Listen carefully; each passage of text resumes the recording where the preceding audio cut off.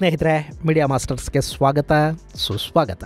ಗೆಳೆಯರೆ, ಶತ್ರು ಎಲ್ಲಿ ಬೇಕಾದರೂ ಇರಲಿ, ಅವನು ಪಾತಾಳದಲ್ಲಿ ಅಡಗಿರಲಿ, ಅವನನ್ನು ಕೊಲ್ಲಬೇಕು ಅಂತ ಒಮ್ಮೆ ಡಿಸೈಡ್ ಮಾಡಿದರೆ ಆ ದೇವರೇ ಹೇಳಿದರೂ ಕೂಡ ಅವನನ್ನು ನಾವು ಬದುಕೋದಕ್ಕೆ ಬಿಡೋದಿಲ್ಲ ಅನ್ನೋದು ಇಸ್ರೇಲಿನ ಬೇಹುಗಾರಿಕಾ ಏಜೆನ್ಸಿ ಮೊಸಾದ್ ಅನುಸರಿಸಿಕೊಂಡು ಬರ್ತಾ ಇರೋ ಪಾಲಿಸಿ. ಇದುವರೆಗೆ ಅವರ ಗುರಿ ಮಿಸ್ ಆಗಿಲ್ಲ. ಈಗಂತೂ ಟೆಕ್ನಾಲಜಿ ವಿಪರೀತವಾಗಿ ಬೆಳೆದಿದೆ.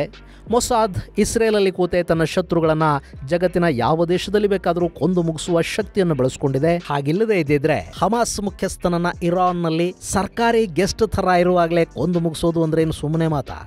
ಇನ್ನು ಟೆಕ್ನಾಲಜಿ ಅನ್ನೋದು ಇಷ್ಟೊಂದು ಬೆಳೆದಿರದ ಕಾಲದಲ್ಲಿ ಕೂಡ ಮೊಸಾದ್ ಸುಮ್ಮನೆ ಏನು ಕೂತಿರಲಿಲ್ಲ. ಒಲಿಂಪಿಕ್ಸ್ ಅಲ್ಲಿ ಇಸ್ರೇಲಿ ಕ್ರೀಡಾಪಟುಗಳನ್ನು ಕೊಂದ ಬ್ಲ್ಯಾಕ್ ಸೆಪ್ಟೆಂಬರ್ ಉಗ್ರರನ್ನ ನಾನಾ ದೇಶಗಳಲ್ಲಿ ಹುಡುಕಿ ಕೊಂದು ಹಾಕಿತು ಇಸ್ರೇಲ್. ಆ ಹತ್ಯೆಗಳಿಗೆ ಒಂದೇ ಒಂದು ಸಾಕ್ಷಿ ಕೂಡ ಸಿಗಲಿಲ್ಲ. ಅವರನ್ನು ಕೊಂದದ್ದು ಇಸ್ರೇಲೇ ಅನ್ನೋದು ಜಗತ್ತಿಗೆ ಗೊತ್ತಿತ್ತು, ಆದರೆ ಸಾಕ್ಷಿ ಇವತ್ತಿಗೂ ಕೂಡ ಇಸ್ರೇಲಿನ ಯಾವ ಶತ್ರು ಹೇಗೆ ಸತ್ರು ಅದರ ಹಿಂದೆ ಮೊಸಾದ್ ಕೈವಾಡ ಇದೆ ಅನ್ನೋ ಅನುಮಾನ ಒಮ್ಮೆ ಜಗತ್ತನ್ನು ಕಾಡುತ್ತೆ. ಹಾಗೆ ಇಸ್ರೇಲ್ ಮಾಡಿದ ಭಯಾನಕ ಹತ್ಯೆಗಳ ಪಟ್ಟಿಯಲ್ಲಿ ಈ ವಾದಿ ಹದೀದ್ ಅನ್ನೋ ಪಾಲಸ್ತೀನಿ ಉಗ್ರನ ಹೆಸರು ಕೂಡ ಇದೆ.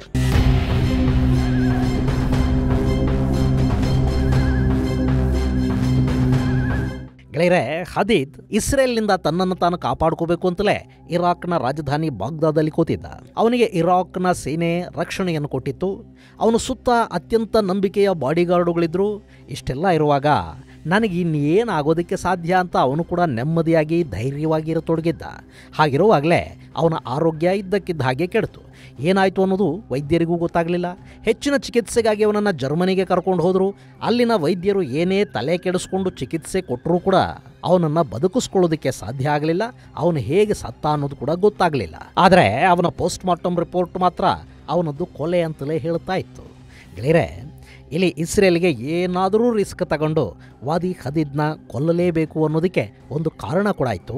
ಅದೇ ಇಸ್ರೇಲಿನ ವಿಮಾನದ ಅಪಹರಣ ಹಾಗೂ ಅದನ್ನು ಬಿಡಿಸಿ ತರೋ ಪ್ರಯತ್ನದಲ್ಲುಂಟಾದ ಲೆಫ್ಟಿನೆಂಟ್ ಕರ್ನಲ್ ಯೋನಾಥನ್ ನೆತನ್ಯಾಹು ಅವರ ಬಲಿದಾನ. ಅದಕ್ಕೆ ಇಸ್ರೇಲ್ ಪ್ರತೀಕಾರವನ್ನು ಹೇಳಬೇಕಿತ್ತು. ಅಂಥದ್ದೊಂದು ಪ್ರತಿಜ್ಞೆಯನ್ನು ಕೂಡ ಅದು ಮಾಡಿ ಆಗಿತ್ತು.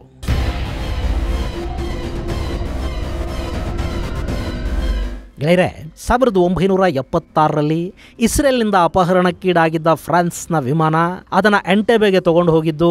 ಇದೆಲ್ಲದರ ಹಿಂದೆ PFLP ಅಂದರೆ popular front of liberation of Palestine ಸಂಘಟನೆ ಇತ್ತು. ಮತ್ತು ಅದರ ನಾಯಕ ವಾದಿ ಹದೀದ್ ಇದ್ದಾನೆ ಅನ್ನೋದು ಗೊತ್ತಾದ ನಂತರ ಅವನನ್ನು ಏನಾದರೂ ಮಾಡಿ ಮುಗಿಸಿಬಿಡಬೇಕು ಅಂತ ಇಸ್ರೇಲ್ ನಿರ್ಧಾರ ಮಾಡ್ತು. ಆದರೆ ಅವನು ವೆಸ್ಟ್ ಬ್ಯಾಂಕಲ್ಲೋ ಅಥವಾ ಮತ್ತೆಲ್ಲೋ ಇಸ್ರೇಲಿಗರ ಕೈಗೆಟುಕುವಷ್ಟು ದೂರದಲ್ಲಿರಲಿಲ್ಲ. ಅವನು ಅರಬ್ ದೇಶಗಳಲ್ಲಿ ಆಶ್ರಯ ಪಡ್ಕೊಂಡಿದ್ದ. Iraq, Qatar, Saudi Arabia, Syria ಮುಂತಾದ ದೇಶಗಳ ಅತಿಥಿಯಾಗಿ ಅವನು ವಾಸ ಮಾಡ್ತಾ ಇದ್ದ. ಸೊ ಅವನನ್ನು ಅಲ್ಲೇ ಮುಗಿಸಬೇಕಿತ್ತು. ಇವತ್ತಿನ ಹಾಗೆ ಅವತ್ತು ಟೆಕ್ನಾಲಜಿ ಕೂಡ ತುಂಬ ಬೆಳೆದಿರಲಿಲ್ಲ. ಯಾವ ದೇಶದಲ್ಲೂ ಬಂದೂಕಿನ ಸದ್ದಾಗಬಾರ್ದು, ಕೊಂದದ್ದು ಇಸ್ರೇಲ್ ಅಂತ ಕೂಡ ಗೊತ್ತಾಗಬಾರ್ದು.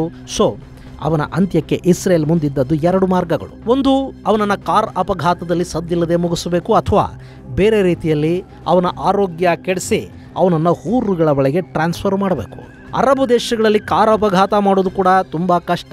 ಸಿಕ್ಕಿಬಿದ್ರೆ ತನಿಖೆ ಆಗುತ್ತೆ, ಮರಣದಂಡನೆಯವರೆಗೆ ಶಿಕ್ಷೆ ಆಗುವ ಸಾಧ್ಯತೆ ಇರುತ್ತೆ. ಒಬ್ಬ ಉಗ್ರನ ಬಲಿಗೆ ಇನ್ನೊಬ್ಬ ಯಹೂದಿಯ ಜೀವ ಬಲಿ ಕೊಡಬೇಕಾ?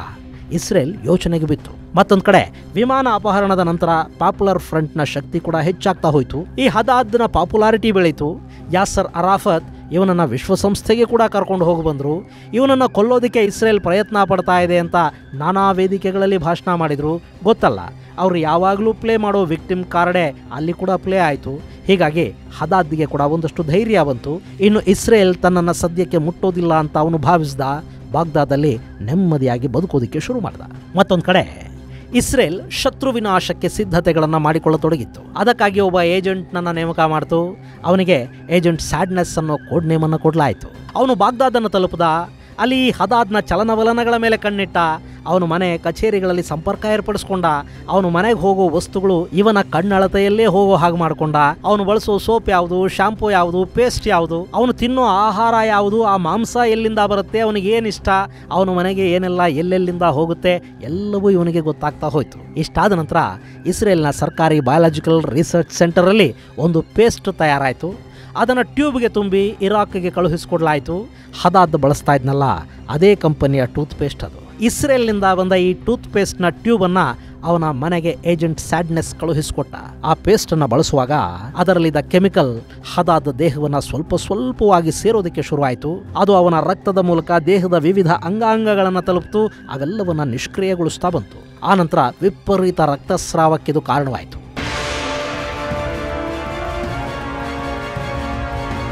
ಗೆಳೆಯರೆ, ಇದೇನು ಹೊಸ ಪದ್ಧತಿ ಏನಲ್ಲ. ನಮ್ಮಲ್ಲಿ ಈ ಹಿಂದೆ ಮಾಟ ಮಂತ್ರದ ಹೆಸರಲ್ಲಿ ಒಂದಷ್ಟು ಪ್ರಯೋಗಗಳಾಗ್ತಾ ಇದ್ವಲ್ಲ, ಆಗ ಕೂಡ ಇದೇ ಥರದ ಕೆಮಿಕಲ್ ಬಳಕೆ ಆಗ್ತಾ ಇತ್ತು. ಅದನ್ನೇ ಇಸ್ರೇಲ್ ಸ್ವಲ್ಪ ವ್ಯವಸ್ಥಿತವಾಗಿ ಮತ್ತು ಹೆಚ್ಚು ಟೆಕ್ನಿಕಲ್ ಆಗಿ ಇಲ್ಲಿ ಬಳಕೆ ಮಾಡ್ತು. ನಿಮಗೆ ಅವರಲ್ಲಿ ಬಳಸಿದ ಕೆಮಿಕಲ್ ಯಾವುದು ಅನ್ನೋದನ್ನು ಕೂಡ ಹೇಳಿಬಿಡಬಹುದು.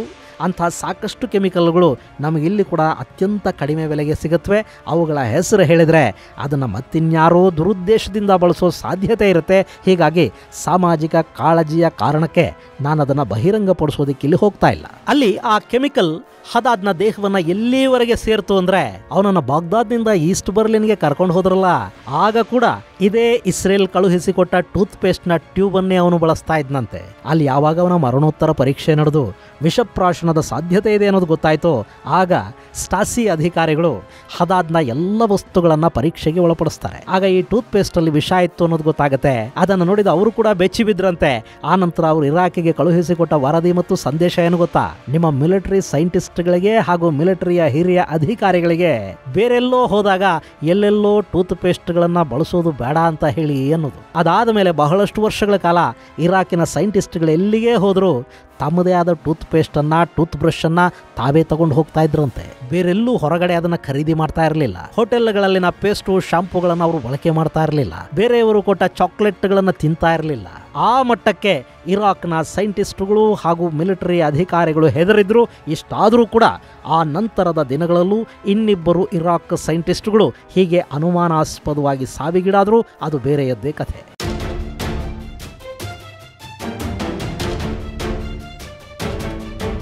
ಅಂತೂ ಇಸ್ರೇಲ್ ತನ್ನ ವಿಮಾನ ಅಪಹರಿಸುವ ಸ್ಕೆಚ್ ಹಾಕಿದ್ದವನನ್ನ, ತನ್ನ ವಿಮಾನ ಅಪಹರಣದ ಹಿಂದಿದ್ದವನನ್ನ ಆ ಘಟನೆ ನಡೆದ 2 ವರ್ಷಗಳ ಒಳಗೆ ಸದ್ದೇ ಆಗದ ಹಾಗೆ ಕೊಂದು ಮುಗಿಸ್ತು. ಅವನು ಸುಮ್ಮನೆ ಸಾಯಲಿಲ್ಲ, ಅತಿ ಭಯಾನಕವಾಗಿ ನರಳಿ ಸತ್ತ. ಅವನ ಸಾವು ಕೂಡ ಶತ್ರುಗಳಿಗೆ ಭಯ ಉಂಟು ಮಾಡೋ ಹಾಗಿತ್ತು. ಅದು ಇಸ್ರೇಲ್ನ ತಾಕತ್ತು. ಈಗ ಇಸ್ರೇಲ್ ಡ್ರೋನ್ಗಳನ್ನು ಬಳಸಿ, ರಾಕೆಟ್ಗಳನ್ನ, ರಿಮೋಟ್ ಕಂಟ್ರೋಲ್ಡ್ ಮಿಷನ್ ಗನ್ಗಳನ್ನ ಬಳಸಿ ಬೇರೆ ಯಾವುದೇ ದೇಶದಲ್ಲಿದ್ದ ತನ್ನ ಶತ್ರುಗಳನ್ನ ಹೊಡೆದು ಕೆಡವುತ್ತೆ. ಇರಾನಿನ ಅಣುವಿಜ್ಞಾನಿಗಳನ್ನ ಇಸ್ರೇಲ್ ಅತ್ಯಂತ ಭಯಾನಕವಾಗಿ ಕೊಂದು ಹಾಕ್ತು. ಆತ ಹೆದ್ದಾರಿಯಲ್ಲಿ ಹೋಗ್ತಾ ಇರುವಾಗ ರಸ್ತೆ ಬದಿಯಲ್ಲಿ ನಿಂತಿದ್ದ ಕಂಟೈನರ್ ಒಂದರಿಂದ ಆಟೋಮೆಟಿಕ್ ಮಿಷನ್ ಗನ್ ಹೊರಗೆ ಬಂತು. ಕಂಟೈನರ್ಗೆ ಅಳವಡಿಸಿದ್ದ ಸೆನ್ಸಾರ್ಗಳು ಕಾರು ಬರುವ ವೇಗ, ರಸ್ತೆಯ ವೈಬ್ರೇಷನ್ ಮೂಲಕ ಸೈಂಟಿಸ್ಟ್ ಬರ್ತಿದ್ದ ಕಾರಿನ ದೂರವನ್ನ ಅಂದಾಜು ಮಾಡಿದ್ವು. ಎಲ್ಲ ಕೆಲಸಗಳು ಆಟೋಮೆಟಿಕ್ ಆಗಿ ನಡೆದು ಹೋದ್ವು. ಅಲ್ಲಿ ಯಾವ ಗನ್ಮ್ಯಾನೂ ಇರಲಿಲ್ಲ, ಶಾರ್ಪ್ ಶೂಟರು ಬೇಕಾಗಲಿಲ್ಲ. ಎಲ್ಲ ಕೆಲಸವನ್ನ ಒಂದು ಕಂಟೈನರ್, ಒಂದು ಆಟೋಮ್ಯಾಟಿಕ್ ಮಿಷನ್ ಗನ್, ಒಂದು ಸೆನ್ಸಾರ್ ಮಾಡಿ ಮುಗಿಸ್ಬಿಟ್ವು. ಸೈಂಟಿಸ್ಟ್ ಖಲಾಸ್. ಇನ್ನು ಮೊನ್ನೆ ಇರಾನ್ನ ಅಧ್ಯಕ್ಷ ಇಬ್ರಾಹಿಂ ರೈಸಿ ಅವರ ಹೆಲಿಕಾಪ್ಟರ್ ಅಪಘಾತಕ್ಕೀಡಾಯಿತು. ಅದರ ಹಿಂದೆ ಮೊಸಾದ್ ಇದೆ ಅಂತ ಹೇಳಿದ್ರು. ಅದರ ಬೆನ್ನಲ್ಲೇ ಹಮಾಸ್ ನಾಯಕ ಇಸ್ಮಾಯಿಲ್ ಹನಿಯಾನನ್ನ ಅವನ ಮನೆಯಲ್ಲೇ ಬಾಂಬ್ ಬಿಟ್ಟು ಇಸ್ರೇಲ್ ಕೊಂದು ಹಾಕ್ತು ಅಂತ ಹೇಳಲಾಗ್ತಾ ಇದೆ. ಇನ್ನು ಕೆಲ ಮೂಲಗಳು ಅವನ ಕಾರಿಗೆ ಸೆನ್ಸಾರನ್ನು ಅಳವಡಿಸಲಾಗಿತ್ತು. ಅವನು ಮನೆಗೆ ಹೋದ ನಂತರ ಕಾರಿನ ಸೆನ್ಸಾರ್ ಸಿಗ್ನಲ್ ಕೊಡ್ತು. ಆನಂತರ ಸಣ್ಣ ಮಿಸೈಲ್ ಒಂದು ನುಗ್ಗಿ ಬಂದು ಅವನನ್ನು ಕೊಂದು ಹಾಕ್ತು ಅಂತ ಕೂಡ ಹೇಳ್ತಾ ಇದ್ದಾರೆ. ಆದರೆ ಅವನನ್ನು ನಿಜವಾಗ್ಲೂ ಕೊಂದದ್ದು ಹೇಗೆ ಅನ್ನೋದನ್ನ ಇಸ್ರೇಲ್ ಮಾತ್ರ ಹೇಳಬೇಕು. ಅಥವಾ ಇನ್ನು 10-20 ವರ್ಷಗಳ ನಂತರ ಇಸ್ರೇಲಿನ ನಿವೃತ್ತ ಅಧಿಕಾರಿಗಳು ಆ ರಹಸ್ಯವನ್ನ ಬಾಯ್ಬಿಡಲೂಬಹುದು. ಅಲ್ಲಿಯವರೆಗೆ ಅದು ರಹಸ್ಯವಾಗೇ ಇದ್ದು ಬಿಡುತ್ತೆ. ಇಸ್ರೇಲ್ ಇವತ್ತು ಆಧುನಿಕ ತಂತ್ರಜ್ಞಾನವನ್ನು ಶತ್ರು ಸಂಹಾರಕ್ಕಾಗಿ ಬಳಕೆ ಮಾಡ್ತಾ ಇದೆ. ಆದರೆ ಗೆಳೆಯರೆ, ಇದು ಯಾವುದೂ ಇಲ್ಲದ ಕಾಲದಲ್ಲಿ ಕೂಡ ಅವರು ತಮ್ಮ ಶತ್ರುಗಳನ್ನ ಕೊಲ್ಲೋದಕ್ಕೆ ಯಾವತ್ತೂ ಹಿಂಜರಿಲಿಲ್ಲ. ಯಾರಾದರೂ ನಿನ್ನನ್ನು ಕೊಲ್ಲಬೇಕು ಅಂದ್ಕೊಂಡ್ರೆ ಮೊದಲು ನೀನೇ ಅವರನ್ನ ಕೊಂದುಬಿಡು, ಭಯಾನಕವಾಗಿ ಕೊಂದು ಹಾಕು.